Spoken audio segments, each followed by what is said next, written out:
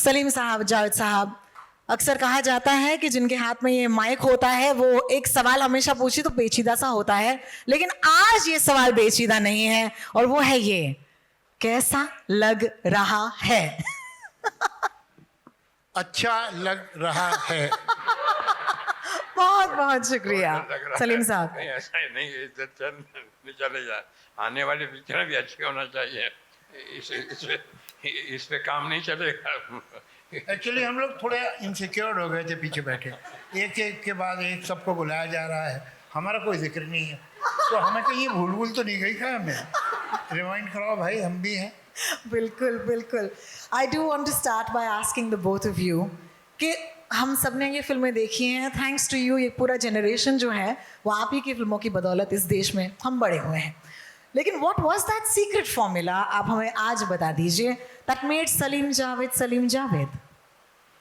जी, वो secret formula मैं चाहती हूँ कि आज आप वो सीक्रेट फॉर्मूला हमें बता ही दें। तो फॉर्मूला ये है कि उससे बहुत से लोगों को बहुत तकलीफ होगी, इसलिए कि हम में तो थोड़ी बहुत अकल थी, बाकी बहुत बेवकूफ़ थे।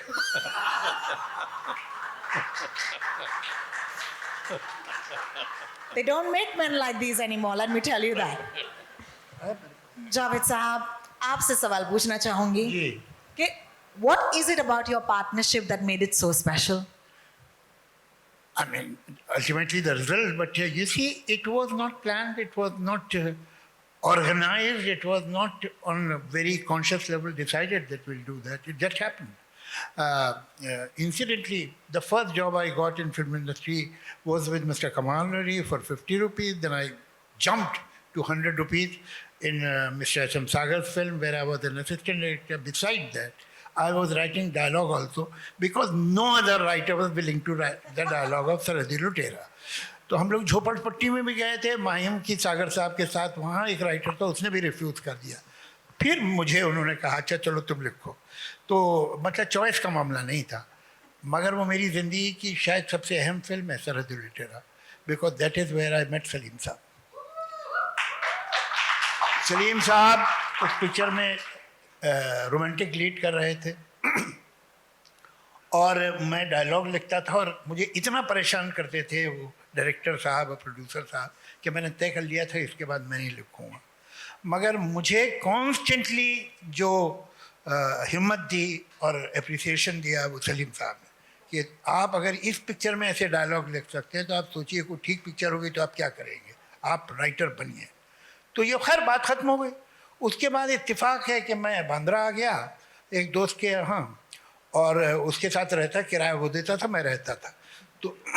तो सलीम साहब का घर पास में था, तो सलीम साहब के घर जाने लगा सारी मोहब्बत के साथ. एक ये था कि एक वक्त का खाना पक्का हो गया था. तो फिर हम लोग बैठते थे, कहानियाँ वानियाँ सोचते थे.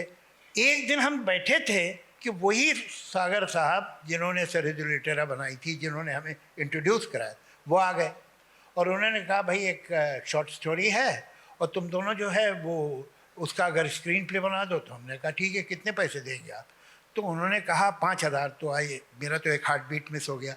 तो हमने कहा ठीक है. तो हमने 14-15 दिन में वो स्क्रीन प्ले बना के उन्हें दे दिया. ये घोस्ट राइटिंग थी, हमारा नाम नहीं था पिक्चर में. लेकिन वहाँ एक सुधीर वाही थे जो अभी भी शायद आपके टच में हैं. तो सुधीर वाही जो है उसको तो मालूम था कि हमारा काम है, तो उसने कहा सिप्पी फिल्म चले जाओ. तो हमने सोचा सिप्पी फिल्म इतनी बड़ी वो हमें कहाँ काम देगी. लेकिन एक दिन दोपहर में कुछ करने को नहीं था तो मैं चले ही गया. तो वहाँ बात की तो उन्होंने कहा अच्छा आप दोनों आ जाइए. मैंने कहा हम लोग तो साथ काम कर रहे थे, अभी ख़त्म किया हमने स्क्रिप्ट, तो आप दोनों आ जाइए. तो फिर हम दोनों गए और फिर हमें वहाँ काम मिल गया. तो वहाँ राजेश खन्ना से मुलाकात हो गई. राजेश खन्ना ने हमें कहा कि तुम हाथी मेरे साथी का स्क्रीन प्ले लिख दो.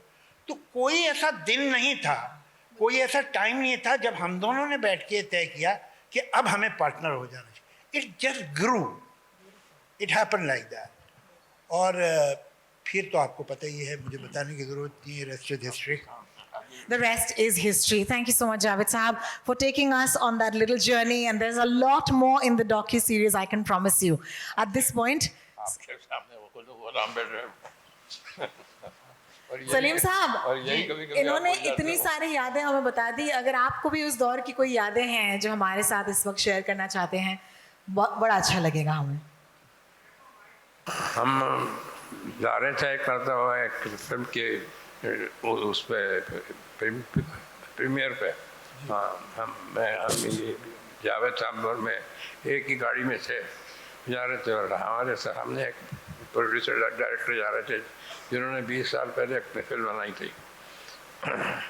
तो बच्चे आए और ठोकना शुरू कर दिया और बॉनेट को सलीम जावेद जिंदाबाद, सलीम जावेद जिंदाबाद। तो एक 10 रुपये का नोट निकाला मैंने और उनका कहा कि ये लो, और वो जाके आगे को जो उनका नाम दिया डायरेक्टर का कि वो उनकी गाड़ी के आगे क्या करो, और उनका नाम दिया कि जिंदाबाद बोलो, जिंदाबाद बोलो। तो वो जैसे उसको जाके उसने जिंदाबाद बोलना शुरू किया तो उन्होंने पीछे मुड़ के देखा, देख के देखा, मैं मेरे को जो लोग जानते हैं और इसके बाद गाड़ी चली। तो इंटरवल में जब सिगरेट पीने निकले तो हम लोग ढूंढ रहे थे कि हम कहाँ हैं। जो उसके बाद हम दिख गए उसे, तो घुमा फिरा के, जैसे आपने भी अभी थोड़ी देर पहले कहा लोग जानते हैं और आदमी जानता है। तो थोड़ी देर बाद वो हमारे पास आके खड़े हो गए कि नहीं यार, अल्लाह का शुक्र है कि 20 साल हो गए मेरी पिक्चर को, हमारा बच्चा जानता है।